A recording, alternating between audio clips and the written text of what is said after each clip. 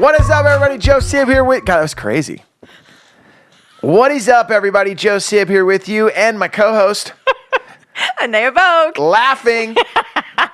That's why I come and do this with you. It's really for the laughter. Yeah, you get like your own comedy show, one-on-one comedy. It's awesome. Yeah. How lucky am I? That's what Karen always says. Karen says, you shouldn't do like a Netflix special with your comedy. I just want you to go around and do literally one-on-one comedy with anyone you come in contact with. I actually am more about the one-on-one. The one-on-one? In general. The random. Yep.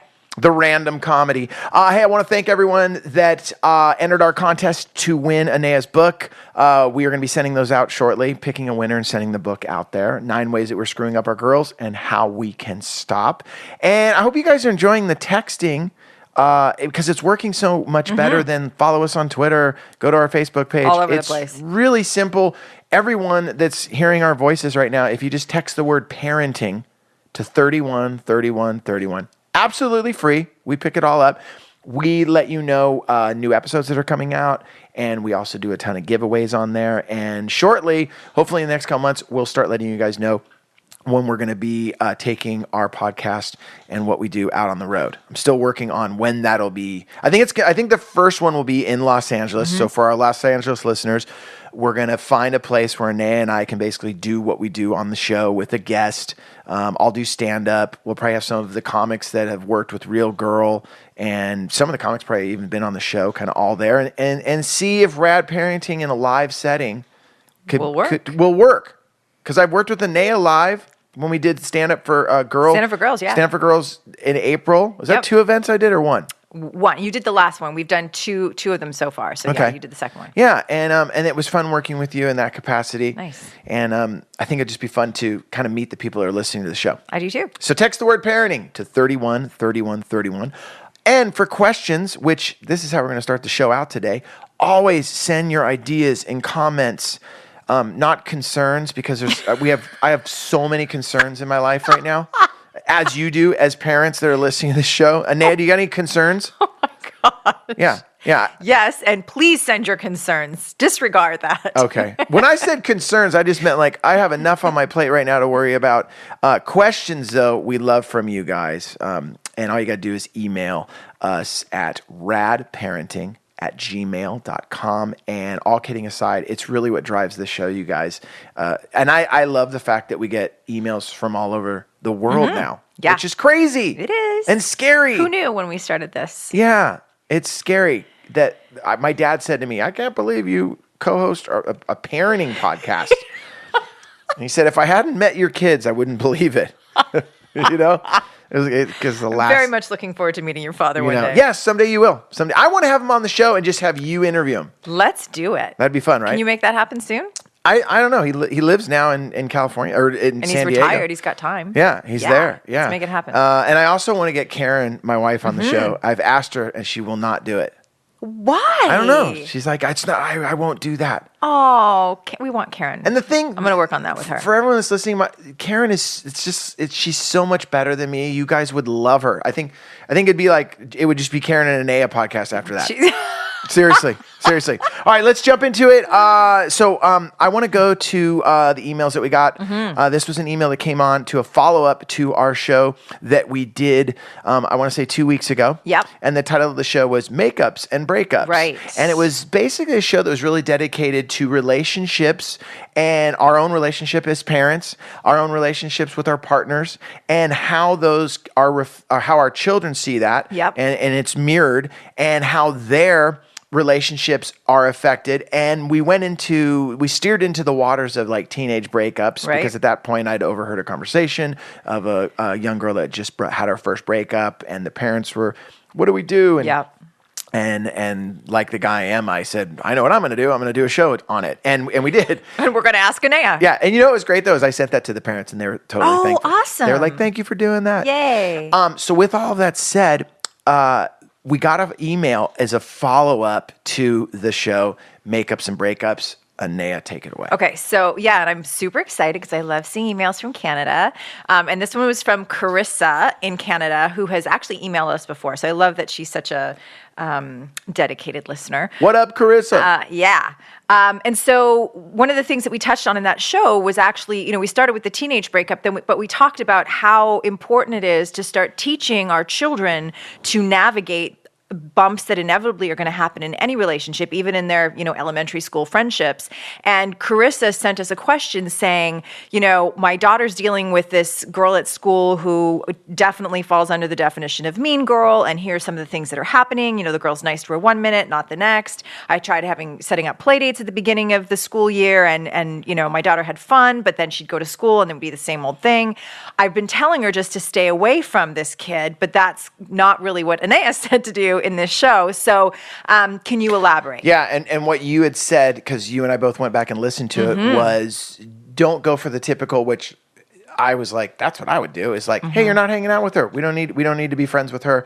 And it was more of like a defining moment of your child kind of looking within themselves of why possibly this relationship isn't working. Right, because it's really, in the short version of what I was saying was, use it as a teachable moment instead of just telling your kid to bail. So the ultimate conclusion may be, you know what? This is clearly not a healthy friendship. You are repeatedly unhappy when you are interacting with this child, and you always have the choice about who your friends are, who you spend time with, et cetera, et cetera.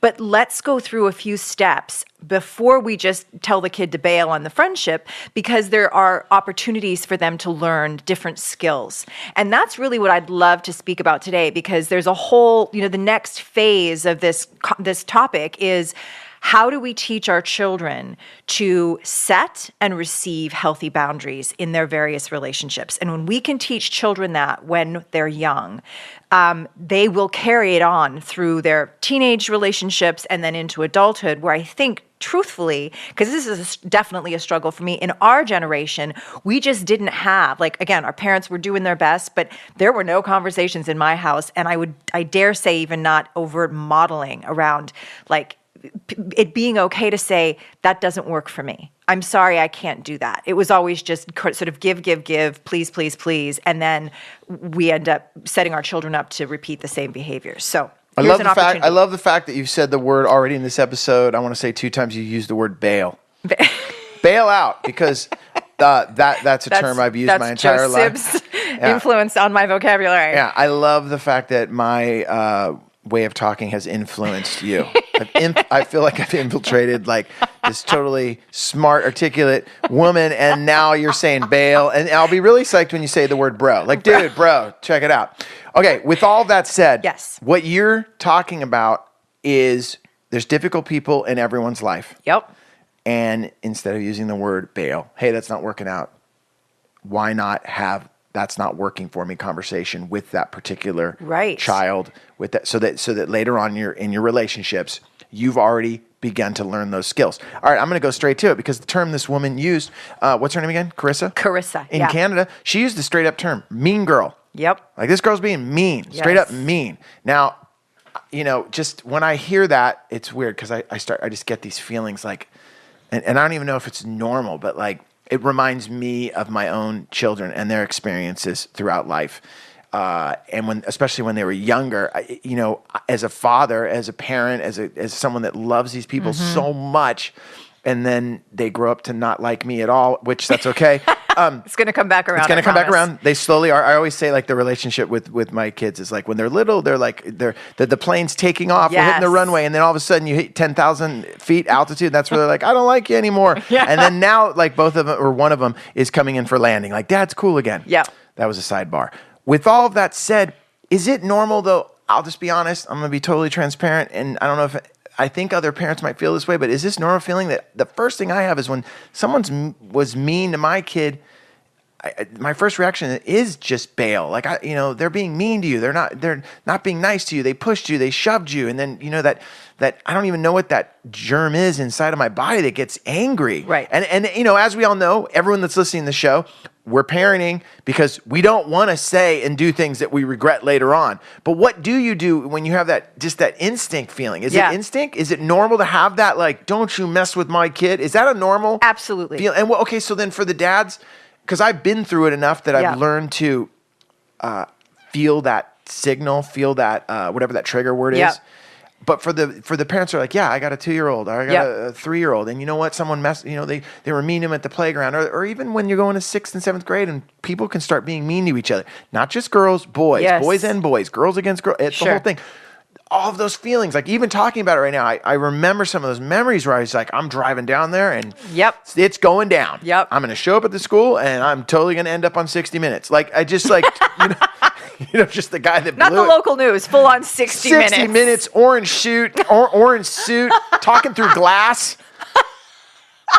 Just like whatever happened to him. I just felt that way. Sure. I'll stop talking. Is that a normal feeling to have, and how do we deal with it? 100%. Okay, I feel And better. I will even go as far as saying on the record that I think it is important that our children know that we are fiercely protective of them. They need to know as they move through the world that they have other human beings in their corner that would do anything for them, that want to keep them safe, et cetera, et cetera. That's really important.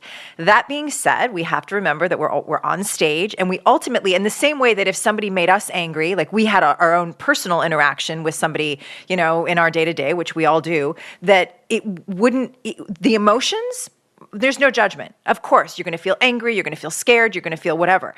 But what you do with those emotions in terms of how they guide your behavior is really the defining moment. So, and we have an opportunity with our children to both let them know, that really bothers me that somebody is treating you that way. I can feel, that makes me angry. I think you're great, but let's talk through this together about how do we handle this in a productive way? Because ultimately you want your children to not emulate like going out there and just like, rah, like, behaving badly or just having big reactions connected to those big emotions that are going to get them into more trouble. So here we go. The teachable moment is, how do we then, first of all, deal with our own big emotions? And my advice on that would be go and speak to your partner. Like your kid has just told you that a couple of kids are bullying him or her at school. The first thing that you should do is let your kid know, like, wow, I am really bummed to hear that. Oh my God, I'm really talking like you now. I'm really sorry to hear that. That is not cool. That really makes me angry for you and concerned for you, and I get it. And then but the bigger, anything beyond that, in my opinion, is you go and you hop on the phone with a friend, or you grab your partner and be like, I need to talk to you for a minute in the den or in the bedroom or whatever.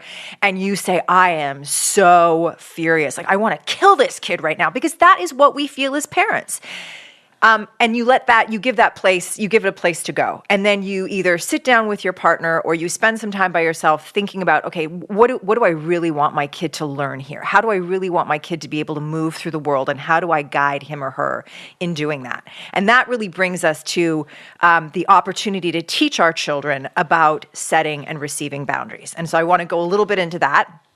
And the way that I always teach it, so as part of our Real Girl and Real Boy programs, we spend a lot of time, and I've said this before, on this idea of creating a healthy relationship with yourself so you can create healthy relationships with others. And part of the creating healthy relationships with others that's connected to the creating healthy relationship with yourself is this idea of seeing yourself as a temple that you are the gatekeeper for. And you're telling your son or daughter this? Yes. Got it. You are a temple. What's a temple? A temple is a sacred place. A temple is a place where people sometimes come to congregate, or they come to pray, or they come to think or meditate or whatever. It's a special place. You are a special place, a special person. You are also the gatekeeper. What does the gatekeeper of a temple do? Well, the gatekeeper decides who gets in and who doesn't. A gatekeeper decides, like if somebody, I'll always say to the girls or to the boys I'm working with, what if somebody walks up with a big bag of garbage? You're the gatekeeper. What do? Do you let them in? Nope. What do you say? I'm sorry, you can't come in right now. You're carrying a big bag of garbage, and I don't want that garbage in my temple. And of course, the garbage represents a bunch of things. It represents being spoken to in a way that is unkind. It represents being teased. It represents just whatever the mean behavior is, and empowering our children with the idea that they have the innate right, they have the personal agency, they have the ability and the right to say, that's not okay with me. And what's important about that approach, like giving them tools, giving them words to be able to set that healthy boundary, is first of all, that's really empowering. Bailing can also be empowering, but it's important that we also not set them up for this thing to either be, well, I either stay and suck it up or I leave. There's no in between. And the reality of human interaction, any human interaction, whether it's children or adults or adult and child, whatever, is we are not in each other's heads. And we often bump up against, like, what guides our behavior in the world as we interact with other people are, okay, well, that person seems to think, I guess they think it's okay that I just scream my face off at them because they didn't say they didn't like it. So I guess that's a comfortable place for me to do that. And so I'm going to do it again, right? Because I just got away with it. As opposed to somebody who says, you know what, that's not okay with me. Yeah. In whatever form. I don't want to deal with your garbage.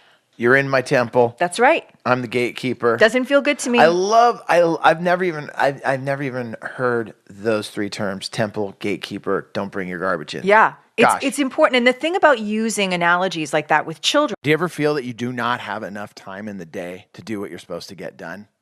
You know, you're going to work. You're maybe trying to hit the gym, but you forgot that. Oh, I got to pick so and so up from daycare. Oh, I got to get my dad over to his doctor's appointment. Oh, I wanted to pick up the house before I left. Wow, check it out. How am I going to get everything done? Well, I'm going to tell you right now. Go to care.com. Care.com. Care.com is the world's largest digital marketplace for finding and managing family care. That is right. Family care needs can be unpredictable. You got sick kids. You need someone to stay home. Man, both parents are out there trying to make a living. Your kids get sick. Oh, who's going to stay home? Who's going to miss out on that cash? Now you go to care.com and they'll have someone for you that can look after your kids. Don't stress your life away. Seriously, most working parents worry about their kids every minute of the day. You're more at ease and more focused when you know your kids or your parents or even your pets are well cared for. Best part is this: care.com provides access to a variety of background check options you can purchase to help make sure that you're making the best hiring decision. That's my favorite part right there. They're letting you know there's a million different things for you to check out on the background check options so you know who's going to be there with your kids or with your parents or with your pet taking care of the situation. Care.com. Check it out now. If you go to care.com right now, you ready for this? To save 30% off care.com premium membership, visit care.com/rad parenting when you subscribe, and you're going to get 30% off. Like I said, the world's moving a million miles an hour. You just want to take care of your kids and all the responsibilities. Let care.com help. Is because they often think in pictures. It's giving them something that they can relate to. And you can think of other parallels to the temple and the gatekeeper, but it's really important. I like temple because it does communicate this notion of, like, you're a sacred being. And it's partly your job. Like, as your mom or your dad, it's my job to help protect you in the world, but I'm not going to be with you all the time. So you need to find your own thoughts and your own voice to be able to set boundaries and know that you are 100% right to do that. And in fact, your friends or future friends or acquaintances, peers, whatever, they can't know what you're thinking. So if you don't tell them something's not okay with you, first verbally, and then we eventually get to the bailing when it's like, okay, you've now communicated to this person. They have, because they are also their own temple and gatekeeper. They have the right to say, well, this is how I want to be in the world. I want to be able to walk around and just, like, play with you when I want to play with you and, like, say mean stuff that makes me feel good or it lets me get my own anger out or whatever. I'm sorry, I can't do that. I can't be a different version of me. Okay, well, now they've sort of set their own boundary. And when those boundaries are at odds, then there's nowhere to go from there. But at least there's been a conversation. You just say, oh, okay, well, this isn't going to work then. It's not going to work for you to be you and be interacting with me. And it's not going to work for me to be me and interacting with you. And so now we've come to a conclusion, which is, yes, we're not going to spend time together anymore, but at least we've gone through this process of communication and internal like introspection. And it's just, there's a whole bunch of bits there that are going to set them up for future relationships that are going to become more complex as they get older. Everything you just said right there, I wish I would have had that analogy growing up, because I know right now, like while you were talking, I was like, oh my gosh, my relationships and my own garbage and just the way I treated other people's temple, the way I wanted my temple to be treated would have been so different. What a great analogy to teach our kids at a young age. And it might, because even this week, and I know I say this, you guys, all the time, when I blow it as a parent, which feels like, what time is it today, and how many times did I blow it? Like I literally have to wake up in the morning, and as a father and as a partner, I have to literally wake up and go, okay, today, make sure you don't use your words to hurt anyone. And not that like I'm out there verbally abusing people, but my tongue sometimes can be very, very sharp. And I think I'm not really hurting anyone, but so that's a conscious effort that I have to do as a parent. Do no harm. I don't want my words to hurt people. I don't want But with that said though, even this week, I'm sitting here with my son, we're hanging out. He had gotten this, new shirt that he really liked. He dresses, when you're 7th grade, you're like, hey, I got this, and he was so happy when he left, and he had this new little hat, and I don't like to say little, because if he ever listened, he'd be like, dude, but he had his outfit on, and he was so proud of it. Feeling good, he looked good, and he dresses, he's like kind of like J. Crew preppy guy, like that's what he likes to do, sports guy. And some girls and some kids at school, he came home and he was down, and I noticed the hat was gone, and then I was like, where's your hat? And he's like, oh, everyone said it was stupid. And I'm like, now you guys, I host the show Rad Parenting, I should learn, I should know, I'm telling you I don't. And he goes, yeah. And I, don't listen to those guys.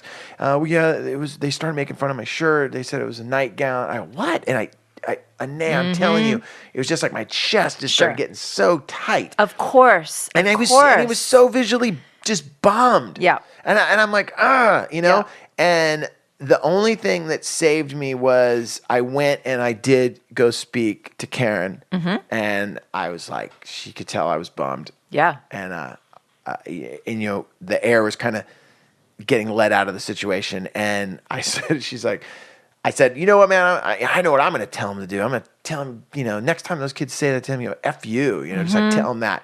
And then Karen had the best response. She's like, really?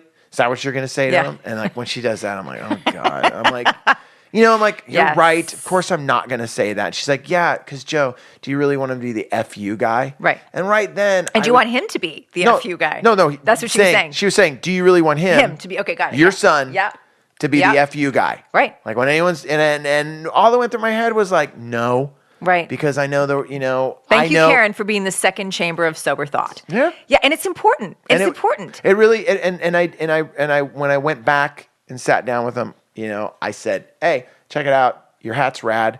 Your shirt's rad. And you know what? You dig it. And if they don't dig it, that's cool.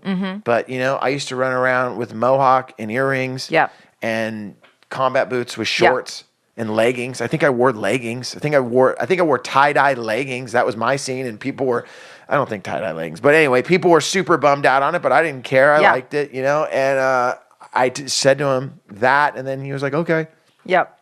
But it was, when we get those feelings as parents, even when the right thing. It's difficult. I know. It is difficult. And I think, again, just to reiterate, I think it would have even been okay, not for the whole, like, I'm glad Karen stepped in, and I'm glad that you knew, and just instinctively to be like, I better chat with her about this and calm down. I only knew instinctively to walk away, and I'll tell you right now, before the podcast, I would have said, and I'm not proud of this, I would have said, hey, man, kids say that to you again, man? Tell them F you. Yeah. Tell them, blah, blah, blah, blah, blah, and it just would have been this thing. Right. Now, I will say that later on, if he would have came back and he said he did that, I would have been like, oh, God, why did I tell him to say that? I know that that's wrong. Yes. But now I've developed this, when I get those feelings, I'm able to step away Yeah. and have that buffer that I've learned from doing the show with you. And the thing is, like, I think it is always important to whatever decision our children ultimately come to in terms of how they're going to handle those difficult situations. I think what's most important is that they are conscious that they are doing something on their own behalf. Because what happens over time when we feel like we are being treated poorly and we say nothing is it strips us of our sense of empowerment, of our sense of value, and we will lose our sense of like, oh, I have a voice, I can speak up for myself. We keep our children feeling empowered, whatever the line is that they draw. Even if the line is to, I'm not saying anything to these kids because they are not worth my time and energy. Even that is a thing, as opposed to, I'm just going to slink into a corner and make myself small and never wear that outfit again. And let me tell you, like, just to put into perspective how long these things, in 6th grade, a very similar a situation happened to me. It is still with me. And my greatest regret, and I mean, it almost brings tears to my eyes right now, is that I didn't have the ability to speak up. I didn't have the ability to tell that kid in 6th grade, you know what? I freaking love this outfit. Yeah. If you don't like it, suck it. Yeah. No, but you know what I mean? Yeah, Like, this is important because, and so in terms of like back to, the end of Carissa's email, and I think this is the other little bit that to cover real quick. Go ahead. No, I was just going to interrupt really quick. Okay, the emotion that because right now everyone looking at Anea's eyes totally look like lakes, like which crying's rad, like just so everyone knows. We've cried on the show. Have we ever cried together on the show? I don't think so. We've probably gotten a little teary together, but. Now, right there, though, that emotion that you had from that outfit and from what this 6th grader said to you really struck a chord with you. Yeah, and it still helped. It's still with me. Okay, now is that the reason? Is that the reason why our protection for our children is so on high alert? Because of our own experiences growing up. I mean, right now, am I just not remembering that someone made fun of me? Absolutely. Because I wore my Fonzie shirt to school, or there's at least 2 parts to it. Okay. You're absolutely right. Because I was going to say, as I was listening to you talk earlier, I was actually going to make that point that the part of what we are, that big emotion that we feel in that moment, part of it is like legit, like that's my baby. Yeah. Like, and I brought him or her onto this planet. It's my job to keep them safe. And the other part is, it's absolutely, even if it's on a subconscious level, bringing to the surface your own experiences. Wow. And here's the thing is, like, I think that sometimes the best guide when we can't figure it out is to tune into that and be like, what would I have wanted to do if I could go back and do it different? And for me, it would have been just to speak up, not to necessarily punch him in the nose, but maybe that too. But at the very least, it would have been to say something on my own behalf instead of communicating with my silence. That boy speaking that way to me was acceptable. Because it's like I gave him permission. So basically, temple, gatekeeper, garbage. You didn't say anything as a child. So now as we're raising children, they have these experiences that subconsciously trigger an emotion in us. Absolutely. And then all of a sudden, that's me saying, go say F you. Yep. So it has Because nothing you to wish do you with my would have done son. It's all about... It has something to do. I mean, it I'm has saying something. it's No, both. it's the trigger of what he's going through. Yep. I see. Obviously, I get. I see myself in him. I see him feeling this pain. Yep. This. Oh my gosh! Why would they say that? Yep. It triggers it in me. But that's where the trigger and the reaction The that intensity. you had. Wow. Okay. For sure.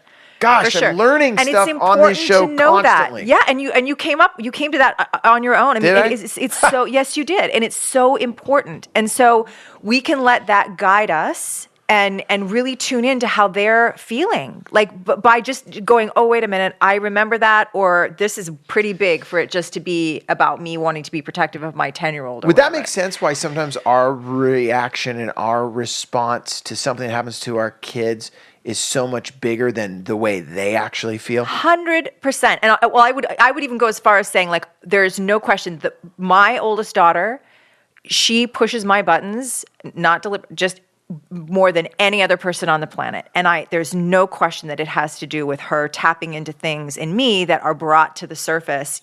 She's now 20. I'm sure I'll go through another round with my younger daughter. It's just, so it's a beautiful opportunity to get it right. And I think that just a last comment on, the last part of Chris's email, which I thought was really great, is, she had said, I tried these play dates. I'm a little bit stuck on should I talk to the mom?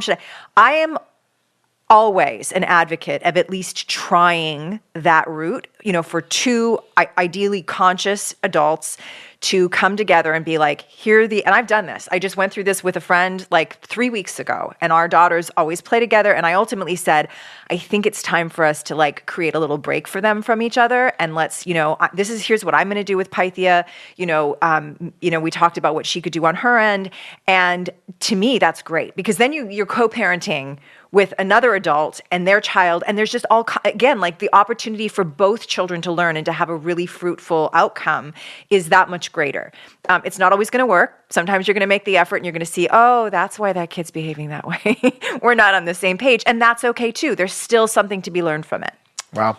Hey, I got to recap really quick, because today what hit me the strongest, and I want to share with everyone listening to the show, is let our children know, let ourselves know that we're our own temple and we're the gatekeeper, and you can't bring garbage into my temple. And if that is happening, I am going to express myself instead of bailing, instead of going for the initial reaction, which I think if I'm 100% honest with myself subconsciously, that probably was just poured into my brain in those situations of just being told, hey, it's not happening with that particular person, bail, right, opposed to saying, hey man, I don't like the way you're treating me. Hey, I don't like the way, you don't need to make fun of this or that, or having that conversation. And then as a child going, hey, you know what? Not for me, but being able to speak up for ourselves, because you said something that is so true.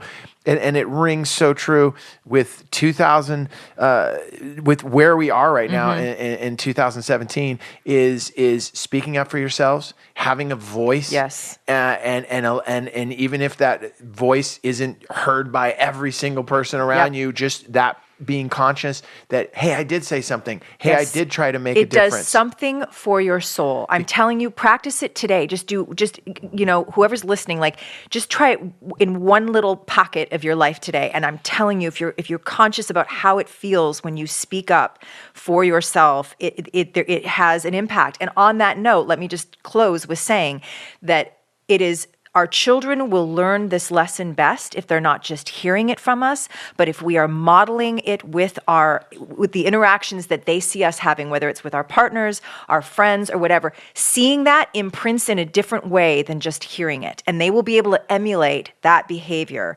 The more often they see it, the better. The words I've learned from you is mirroring. I never said that word. The other night I was doing a set. I don't even know where I was. In the middle of my show, I'm like, well, sometimes when I'm with my son, he mirrors, and the crowd looked at me like, all right, are we going into we're channeling Anea. Yeah, here we go. Who brought her to the show? Yeah. No, but it made that happen. And then also the other thing that you always say is that we are on stage, our children are in the audience, and we have a real opportunity to have a learning, teaching moment right there. Yeah.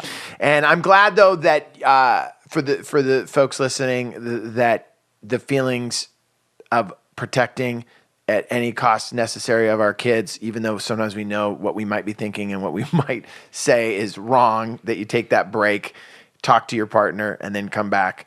I'm glad that feeling is totally natural. Absolutely. Okay, because sometimes you're on your own. You're like, oh my gosh, I am so upset. Am I the only one that wants to do this right now? Yeah.